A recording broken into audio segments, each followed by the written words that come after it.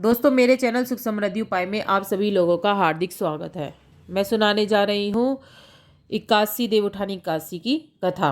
Video उपयोगी लगे तो लाइक सब्सक्राइब जरूर करिएगा और कमेंट में जय माँ लक्ष्मी जरूर लिखिएगा। मेरे चैनल पे और भी भगवान की सभी वीडियो हैं, जरूर देखिएगा। अच्छी लगे तो लाइक सब्सक्राइब करिएगा। तो बढ़ते हैं अपनी कथा की तरफ। बोल विष्णु भगवान की जय। देवउठनी काशी के संबंध में एक पौराणिक कथा काफी प्रचलित है, जिसके अनुसार एक बार माता लक्ष्मी भगवान विष्णु से पूछती हैं, स्वामी आप रात दिन जगते हैं या फिर लाखों करोड़ों वर्ष तक योग निद्रा में ही रहते हैं?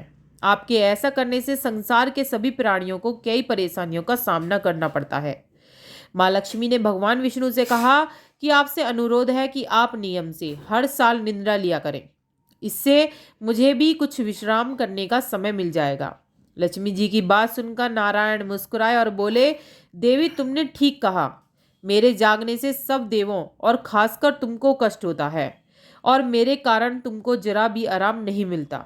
अतः तुम्हारे कहे अनुसार मैं प्रतिवर्ष 4 महीने बारिश के मौसम में सो जाया करूंगा। मेरी यह निंद्रा अल्प निंद्रा और प्रलयकालीन महानिंद्रा कहलाएगी।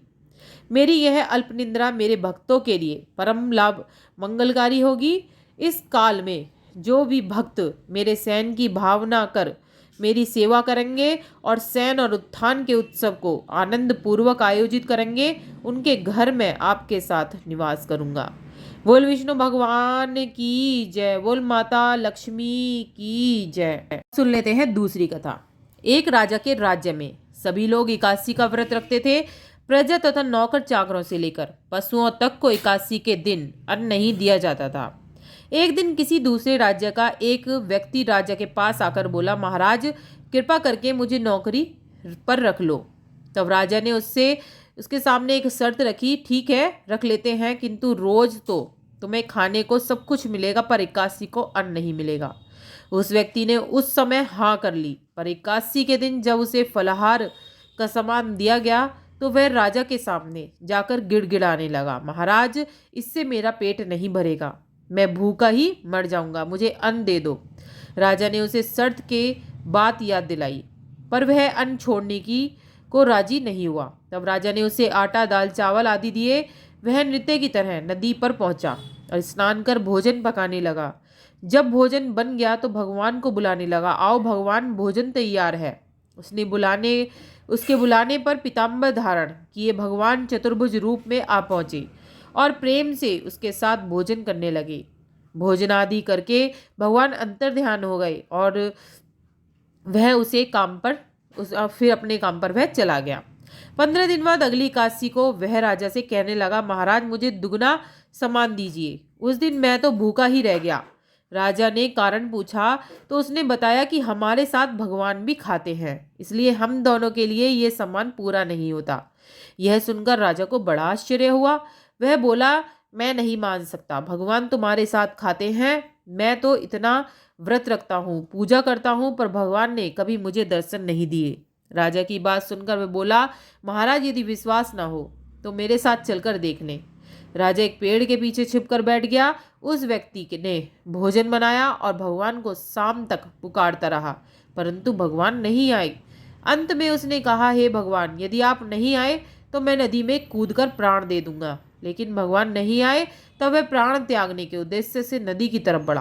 प्राण त्यागने का उसका दृढ़ इरादा जान शीघ्र ही भगवान ने प्रकट होकर उसे रोक लिया और साथ बैठकर भोजन करने लगे। बोल विष्णु भगवान की जय। बोल लक्ष्मी माता की जय। खा पीकर वे उसे अपने विमान में बिठाकर अपने धाम को ले गए। यह देख राजा ने सोचा कि व्रत उपवास से तब तक कोई फायदा नहीं होता जब तक मन शुद्ध ना हो। इससे राजा को ज्ञान मिला कि वह भी मन में व्रत उपवास करने लगा और अंत में स्वर्ग की प्राप्ति उसे हुई। बोल विष्णु भगवान की जय। तीसरी कथा। एक राजा था, उसकी राज्य में प्रजा सुखी थी। एकादशी को कोई भी अन्न नहीं बेचता था, सभी फलाहार करते थे। एक बार भगवान ने राजा की परीक्षा लेनी चाहिए। भगवान ने एक सुंदरी का रूप धारण किया तथा सड़क पर बैठ गए। तभी राजा उधर से निकला और सुंदरी को देख चकित रह गया। उसने पूछा, हे सुंदरी, तुम कौन हो और इस तरह यहाँ पर क्यों बैठी हो? तब सुंदर स्त्री बने भगवान बोले, मैं निराश्रिता हूँ। नगर में मेरा कोई जाना पहचाना नहीं है, किससे सहायता मांगूं? राजा उसके रूप पर मोहित हो गया था। वह बोला, मेरे महल में चलकर मेरी रानी बनकर रहो। सुंदरी बोली, मैं तुम्हारी बात मानूंगी, पर तुम्हें राज्य का अधिकार मुझे सौंपना होगा। राज्य पर मेरा पूर्ण अधिकार होगा।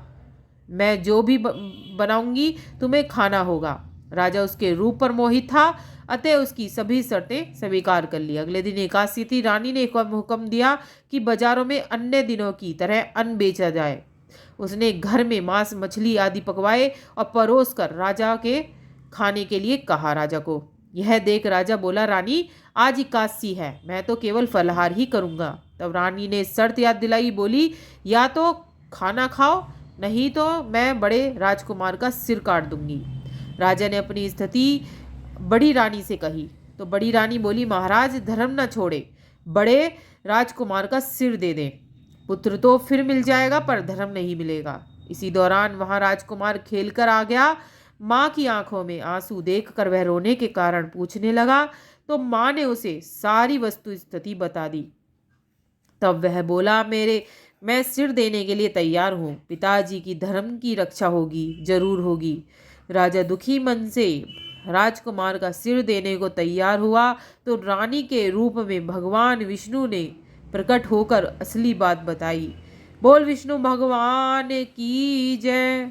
राजन, तुम इस कठिन परीक्षा में पास हुए। भगवान को प्रसन्न मन से राजा से वर मांगने को कहा और राजा बोला, आपका दिया सब कुछ है, हमारा उद्धार करो। उसी समय वहां एक विमान उतरा। राजा ने अपना राज्य पुत्र को सौंप दिया और विमान में बैठकर परम धाम को चला गया। बोल विष्णु भगवान की जय। तीसरी कथा। राक्षस जलंधर की पत्नी तुलसी थी। तुलसी सर्वगुण संपन्न एक सद्गुणों वाली स्त्री थी। राक्षस जलंधर बहुत ही दुष्ट था। राक्षस के कर्मों के कारण तुलसी बहुत दुखी रहती थी, इसलिए वह हर समय अपना मन नारायण भक्ति में व्यतीत करती थी।